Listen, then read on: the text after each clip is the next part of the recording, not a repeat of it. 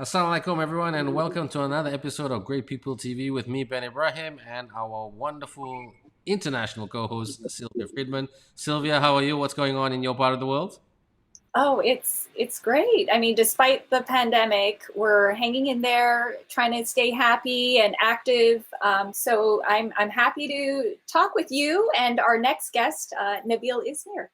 That's right. Now, just backtrack a little bit. Our topic today is about climate change, very prevalent to especially our Asian Malaysian audience because, I mean, Yes. not too long back, a lot of us here in Malaysia experienced the disasters of the floods, and our thoughts are with many of the families who had to experience that. And please, everyone, stay extra safe because you never know, the weather is changing, and that's why we brought on Nabeel Ismeer to talk about climate change, a bona fide professional to talk about this topic. Sylvia, please introduce our guest and please tell our audience about this wonderful, amazing individual. Yes, Nabeel, he is an eco warrior. He's a brilliant engineer. He builds solar power plants during the day. And at night, he writes articles that have been published in major publications. And he's written a book that came out, published by Penguin Random House Southeast Asia. It's a Cli-fi novel, not a sci-fi. It's a climate focused novel, and it was birthed out of the questions he asked. You know, what if climate change was reversed? Would it improve inequality in the world? And so he'll talk with us about his passion for renewable energy, and he'll give us some tips. I'm really excited because he's a really deep thinker about climate change, and it's a topic I really need to be thinking and acting more on, Ben. I'm guilty of not always doing my part. Likewise, likewise. Well, without further ado, let's welcome Nabil on Great People TV. Nabil, how are you? You safe and well? Hey, hi, yeah. I mean, like Sylvia said, it's difficult to say safe and well when the world is going through a pandemic. True. But yeah, all things considered, my brother had COVID just 2 weeks ago, so they went through that whole thing. But thank God we are vaccinated. So for everyone out there, get vaccinated. It really helps you through the process because they just had sort of minor symptoms. I've heard people without vaccinations, they get the full kind of COVID symptom, and it's important to get vaccinated. Right. Now, Sylvia gave you a fabulous introduction right there before, but let's start. I'll just start with the first question and then pass it over to yourself and then Sylvia. And please, Sylvia, lead the way because your contacts are Nabil is your contact, an amazing contact, amazing CV. But Nabil, what led to your passion about climate change? I mean, because it is really individuals like you do not grow on trees. Yeah, No, no, no, no, I no mean, pun intended. growing trees is a good thing, I think. Yeah. um, yeah, so I'm not, so I kind of like shy away from the term eco warrior. I think I'm just sort of a regular guy. There are a lot of us out there who are regular guys who want to do something, and sometimes it's difficult to find an avenue to doing something. So, um, climate change sort of was first introduced to me through Al Gore's An Inconvenient Truth. So before that, I wasn't very aware of what was happening, but he kind of put it in a fashion where we saw the real risks: flooding, heat waves, forest fires, all of that was sort of put in very plain words for someone like me to understand. And I need things to be explained very well. That's why I call myself a regular guy. Um, so that was one of the reasons why I started to look at it more. And then during 2011-ish, 2010, 2011, when the Syrian war started, um, one of the things, so there are these little stories that sort of got me even more into climate. So like the Syrian story was one of the things they were asking for was freedom, dignity, and bread. And bread is something that you don't hear that often. And there were these shortages happening in Syria. And it turns out that there were droughts in Russia that same time that were climate linked, which led to bread shortages, which led to this sort of unstable conflict. Like I don't know, like Malaysians as well, but Arabs, I think more, they can tolerate a lot of bad government. They've been doing this for like 40, 50 years. We can tolerate it, right? But it's hard to see your child go hungry. I think that's where you start to draw a line, right? You start to 100%. say, Yeah. that's it, yeah. So then so I actually met some of these individuals from Syria because I did a solar power project in Saudi Arabia. And these were guys like French teachers and like supermarket people, people who worked in different kinds of things, and now they're just doing solar because they don't have a choice, right? And I asked him, like, why exactly? What do you think of the conflict? Like, do you support the rebels? Do you support Assad? And they just told me they don't care. Realistically, they don't care. What has happened is they've just lost their livelihoods to this and to this conflict, and therefore now they're forced to leave their country and everything behind. And those kind of stories sort of stayed with me, and that connection back to climate change sort of drove me more and more into what I do today. Nice. Sylvia? Nice. Yes, tell us about your critically acclaimed Cli-fi novel, The Hunter's Walk. And you tackle the themes of climate change as well as inequality. So unpack it for us, and then I'll go back to Al Gore's documentary, The Inconvenient Truth, because that seems to be the turning point for so many. It really impacted a generation, didn't it? And Cli-fi novels are really hot right now. So explain what your novel is, and even explain what Cli-fi is for our viewers who may not have heard about that. Sure. So the novel came about.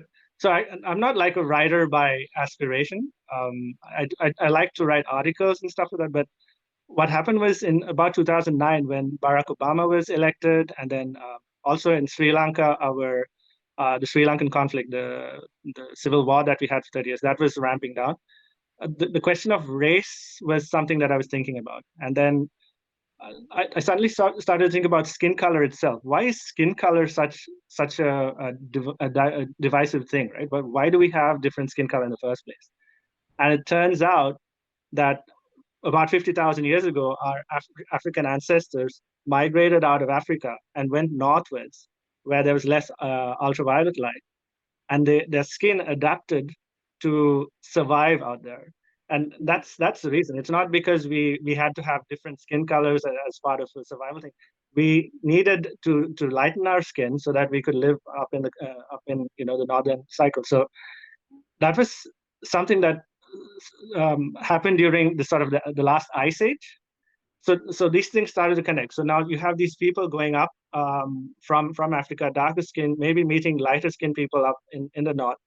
And during the last ice age, what if the last ice age was actually a time of a lot of changing climate as well, because you had these huge temperature changes. So like we are talking about a temperature change of 2 degrees. There were degree changes of like 8 and 5 and 10 degrees in the ice age. So what if you had this changing climate with these new introduction of different skin color happening at the same time? Would our dark skin ancestors have met more fair skin ancestors? Would there have been conflict at that time? And that was how the book was sort of born. So it has themes of Cli-fi. It has the main theme that goes through it is colorism. So how skin color can be discriminated against, and then in those societies, I've sort of built it up as, I think when we think about prehistoric people, we tend to think of them as sort of tribal and maybe a little just walking around bopping each other on the head, right? So sort of caveman sort of thing. But the new science to that actually shows that they were very artistic. You have the Lascaux caves, you have the art coming from 30, 40,000. So these were us. These were people like us, actually. They just didn't have maybe the same tools that we have.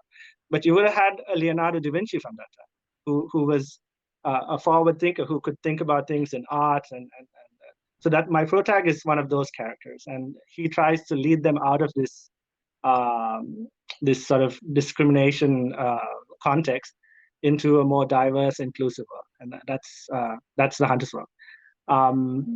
Cli-fi is actually a small subset of fiction which talks about it's not centered around climate, but it talks about themes of how climate can actually exacerbate other issues, like worsen other problems. Like a lot of Cli-fi will talk about uh, this context of rising temperatures or rising sea levels and how that changes people's lives. So the stories are still centered on among us, among human beings, but you have this context of climate change.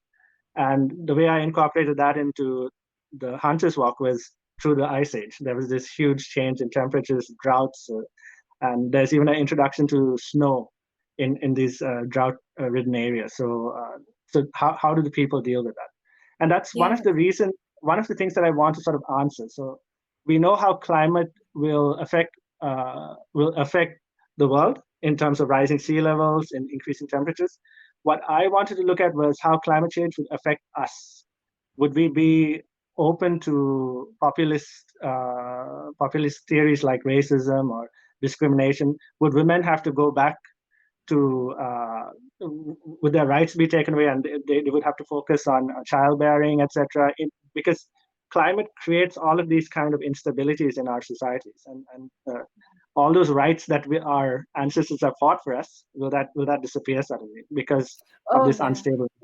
Yeah. No, these are ingenious, out of the box questions. Very deep. You're such a deep, unusually deep thinker. Your novel, The Hunter's Walk, was stunningly written.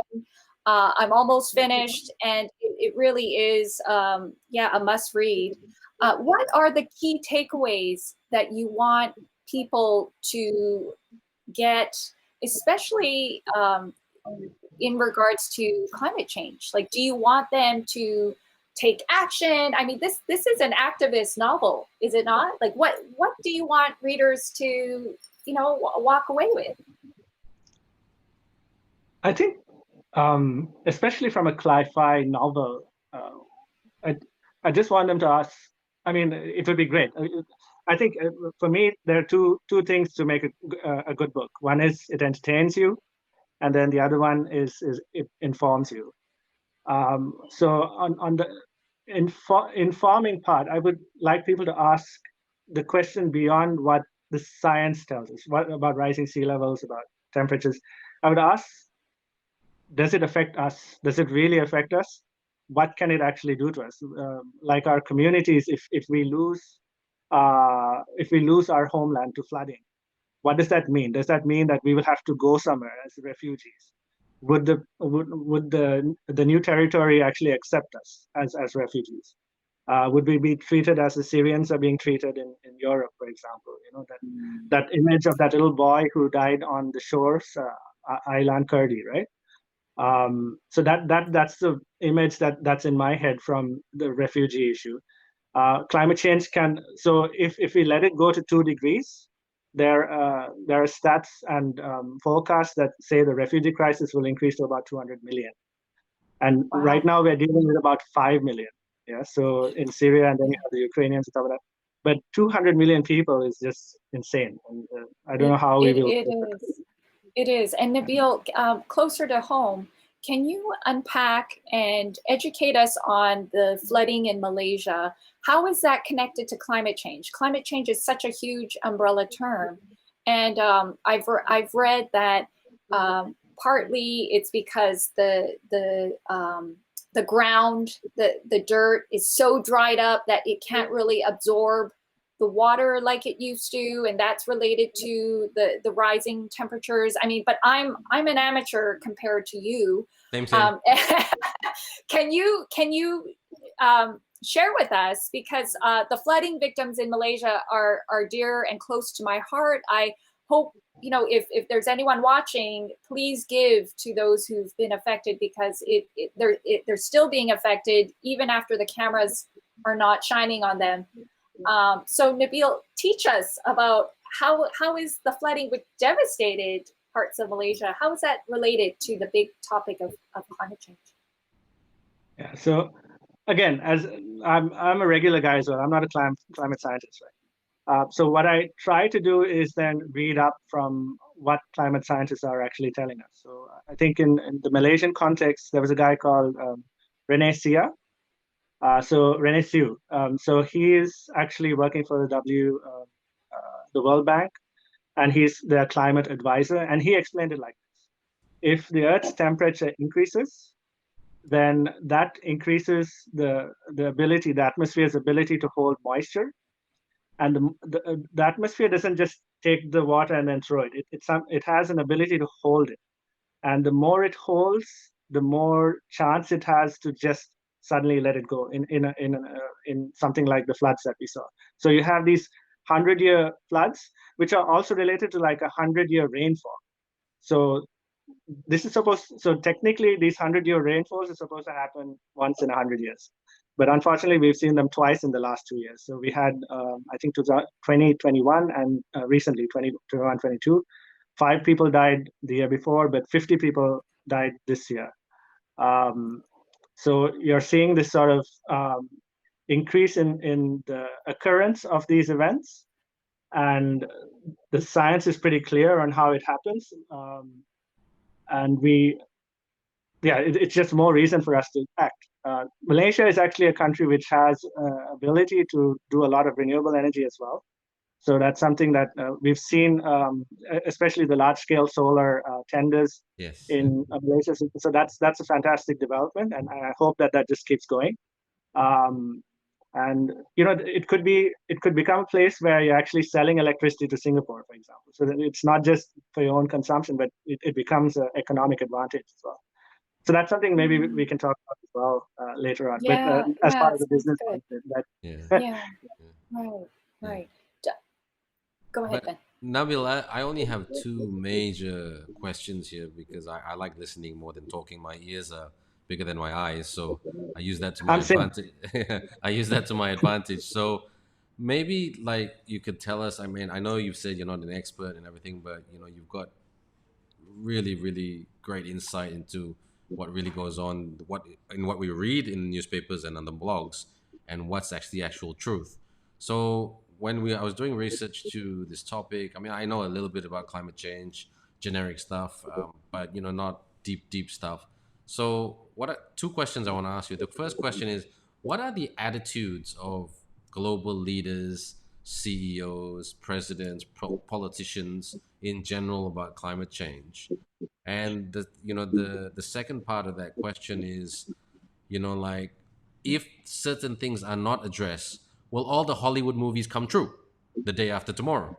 And as an example, and all of the Great above. question. Yeah. So because this is an alarming, and I know I'm going to annoy a lot of people by saying this, but this is an alarming quote when Donald Trump he said climate change is like the weather, so you shouldn't be bothered. I mean, that really annoys me because with attitudes like that, the day after tomorrow will come. Yeah.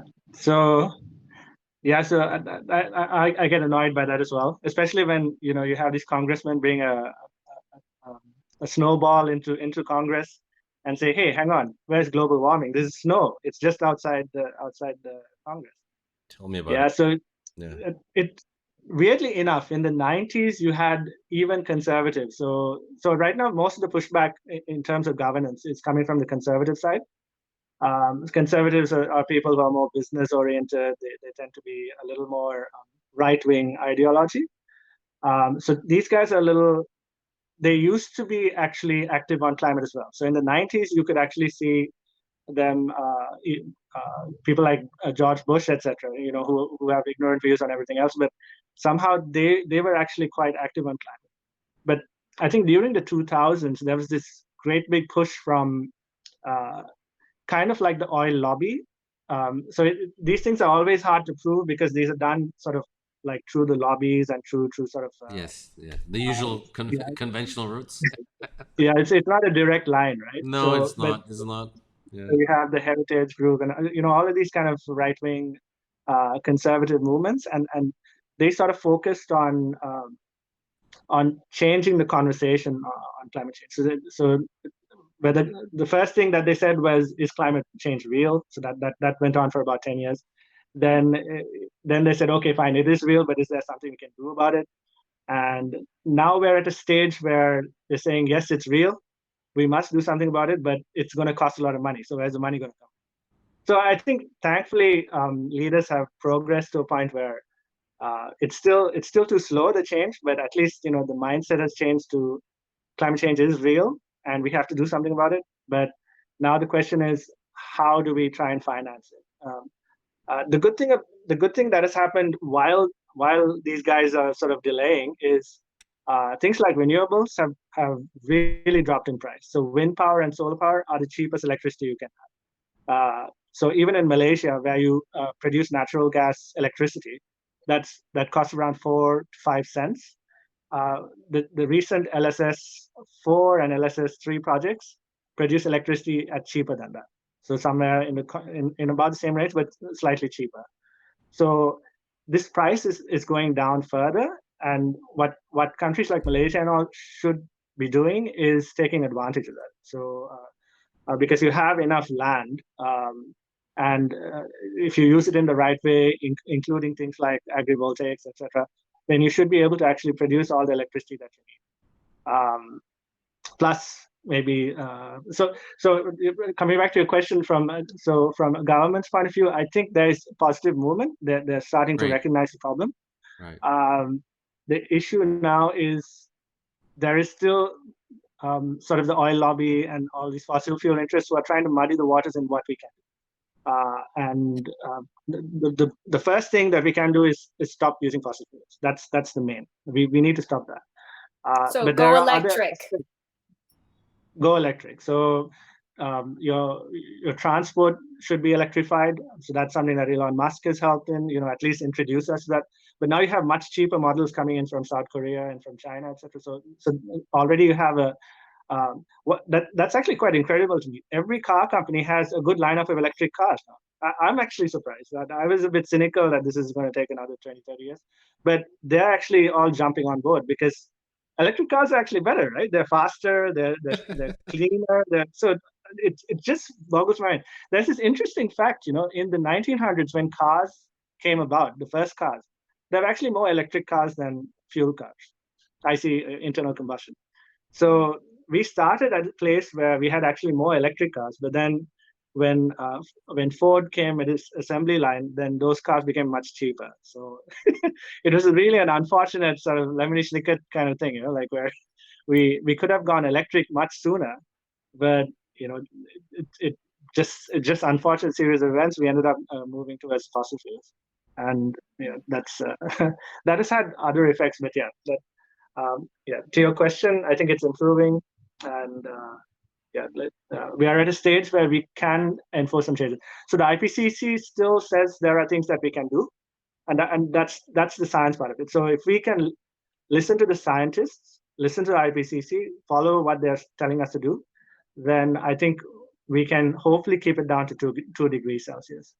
So my next question, Nabeel, is why should people care? Is it because, and my late father-in-law used to say this because he was an early climate change scientist and researcher at MIT, and he used to say the world is going to be a fireball in my grandparents' generation.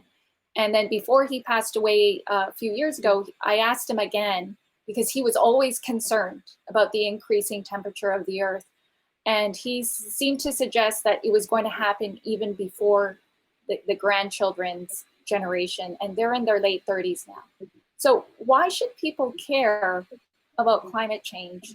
And what are some tips that what can ordinary people like you and I do to combat it? And so please take it away.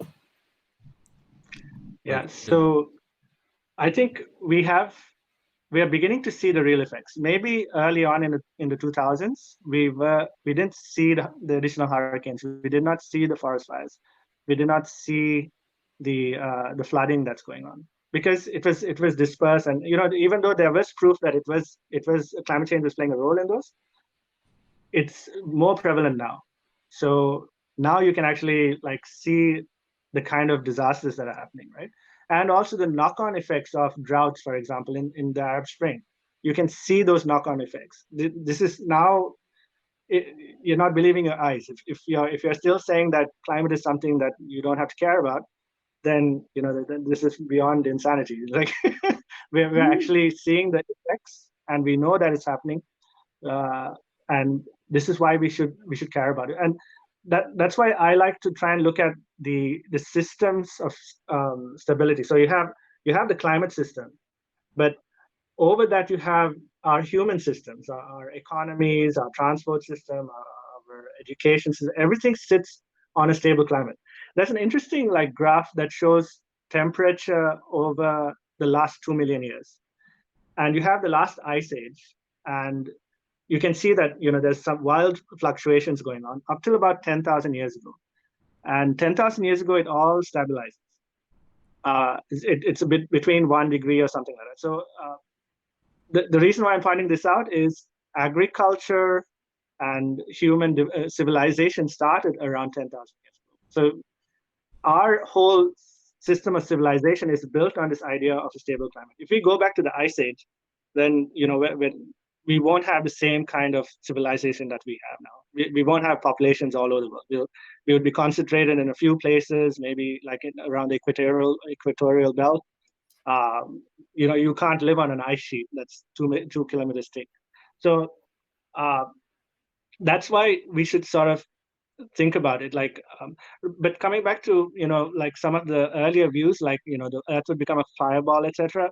I think that is relatively, at least from the science point of view, that's relatively down the road, far down the road. Within our lifetimes, if we can keep everything down to 2 degrees, the increase in temperature to 2 degrees by 2050, then what we do is we halve the. So if it increases above 2, we will lose a certain number of species. We will lose. There'll be a certain number of people who live in a very hot, arid climates where they can't survive anymore, and we will lose a certain amount of our harvest in terms of agriculture. We can halve that loss if we keep it down to 2 degrees by 2050. If we don't, then we will lose the full amount. Wow. Yeah. So Yeah. that is. So and then there's all these food security issues, and exactly. And the sea, it may not feed and sustain us anymore. But do you have any tips for us, the ordinary person? Because you know so much, and I mean, you've referred to the CO2 Zilla in your writings before. I mean, Ben and I laughed about that, but please, you're just such a font of knowledge, and it's really fascinating hearing all that you've 100%. Shared. Yeah. So I think generally when people ask this question, it's really interesting because this kind of question actually came from the oil lobby, the fossil fuel industry. Yes. What can individuals do? And I'm not saying that you're a part of that, but what I'm saying is that this mindset that we have to do something. This originally came from the recycling movement. Then the other one was ride your bicycles movement. Those kind of sort of good small grassroots changes, but it kind of distracts us from the bigger culprits, the CO2 Zilla, the Godzillas of climate change, right? So so those guys are still walking around while we're riding our bicycle.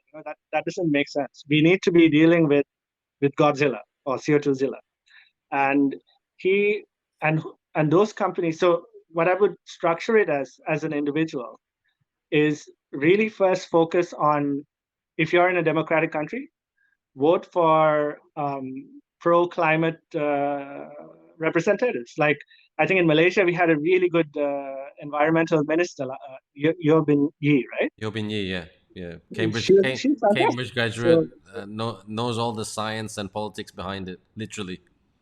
Yeah, so that's exactly what I think female leaders have really taken a step up. We have Angela Merkel, we have Jacinda Ardern, we have people like Yeo Bin Yi. So, somehow the women are leading us through this a little better. Women are smarter. That's a fact. I don't know. I think they're on more. The men are still focused on driving cars and that sort of thing. So we're focused on convenience. Probably.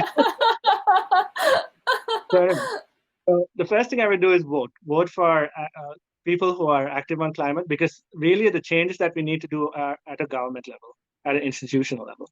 I would also, if possible, participate in sort of grassroots movements to better educate people, and also participate in like town halls, or talk to your representative, even if they're not climate pro climate. Then talk to them and say, look, I care about this. I'm your constituent, and try and use that voice that you have. So that's sort of the first thing that I would do. Sort of think about, how do I change institutions? How do I change society? Uh, the second thing that I would do, and that I've tried to do, is change our workplaces. So a lot of the factories we work at, we can sort of introduce building efficiency. We can change our industrial process to reduce our emissions. We can build solar on our rooftops, things like that, right? And that you have to really engage with the stakeholders within your organization. So those people who have some clout within their companies, go and talk to your boss and say, look, we should be doing this. We're actually saving money if we install solar panels. We're saving money if we make our buildings more efficient. So there's so much reason to be doing this. And then the last thing I would do, it's still important. I would avoid using straws, ride my bicycle a little more. And so I would invert Hear that? Did you hear that, Ben? So my last question is, tell us about your amazing company. I think it's a startup. It's called MPWRNRGY. It has no vowels in it. Tell us about it, and how can people participate in your business movement and your important contribution to bringing the power of solar into countries that need it. And it's cheaper than electricity, isn't it? Fossil fuel electricity, yeah. So it's part of the reason why we started MPWRNRGY was we wanted to focus on that word, empower. So to try and empower smaller companies to adopt solar, and to try and empower countries who are not really doing solar yet, but to help them develop and come up with more solar. Because my earlier job was actually in managing projects and developing projects across Asia, and I wanted to sort of, generally bigger companies focus on the big apples, the closer fruit, so the big companies and the countries who are already involved. What MPWRNRGY wants to do is sort of focus on the more niche, so the smaller rooftops and the countries who are trying to enter the solar market, for example, or the wind market. So that's what we want to do. And as part of that Empower framework, maybe in the future, what we would like to do is also have cooperative solar, where we get more community engagement. Communities own their own solar system, for example. So if you have a neighborhood full of, and you have some land next to that neighborhood, then you build that solar plant in your land, and you own that as a neighborhood, as a collective, and you get the profits from that. You use that electricity, and then you get the energy savings from using that. So it's that's something that we want to try and build as well. So, yeah, that's brilliant. That's brilliant. Well, renewables are cheaper. So now you have the storage coming in. I think it's game over for fossil fuels unless we keep subsidizing them. So let's try and move away. Yeah. And your website is can you just quickly give us your website? So our website is www.mpwrnrgy. So MPWRNRGY. Empower.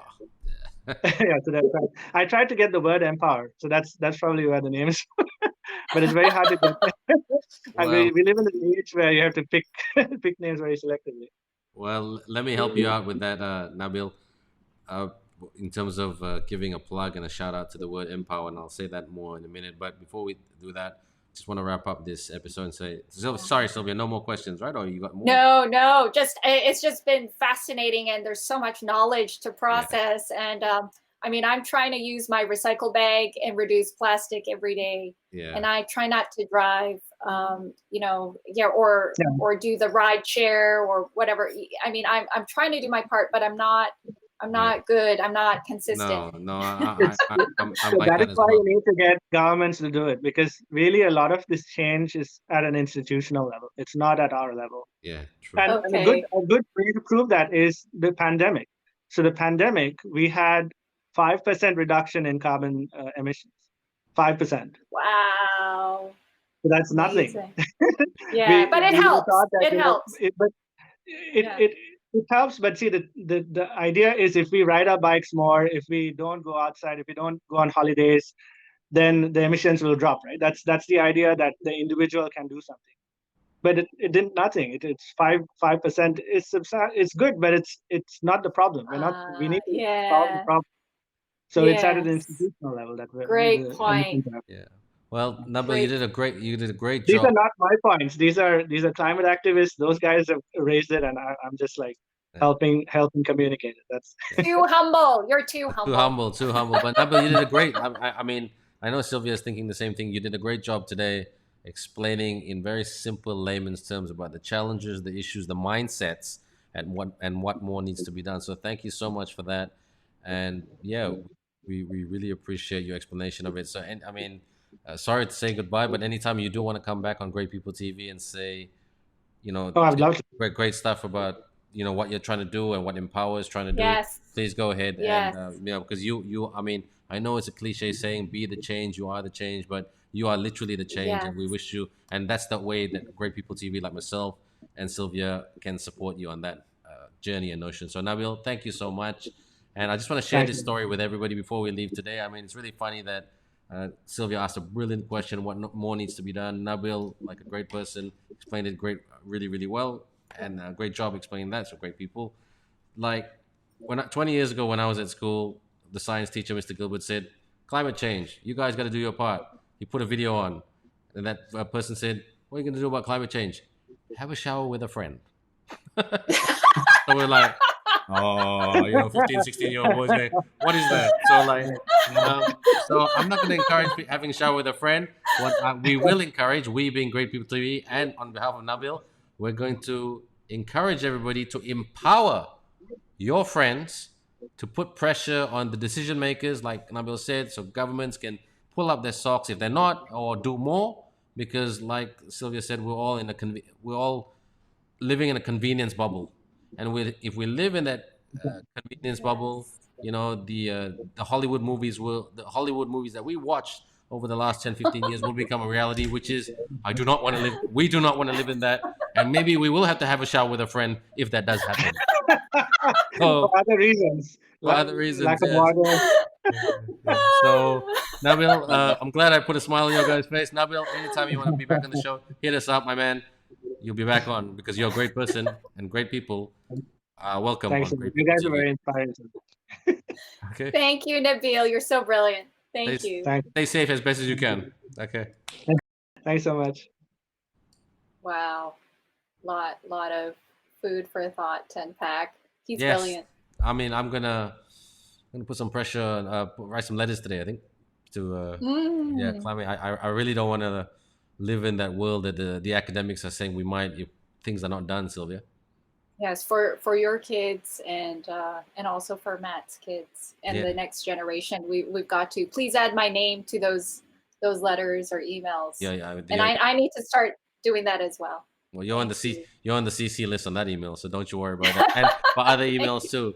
But all emails aside, look, everyone, it's been a fantastic episode, and again, so great to have Sylvia on board with us, part of Great People TV. She adds a lot of color, a lot of flavor, a lot of substance. She looks like $1 million, and she brings great contacts like Nabil. So, Sylvia, until the next episode, you stay safe. And you too. On behalf of Sylvia, myself, Ben Ibrahim, and everybody here at Great People TV, take care, stay safe, everyone, and we'll catch you on the next episode. Be well. Bye-bye. Bye-bye, everyone.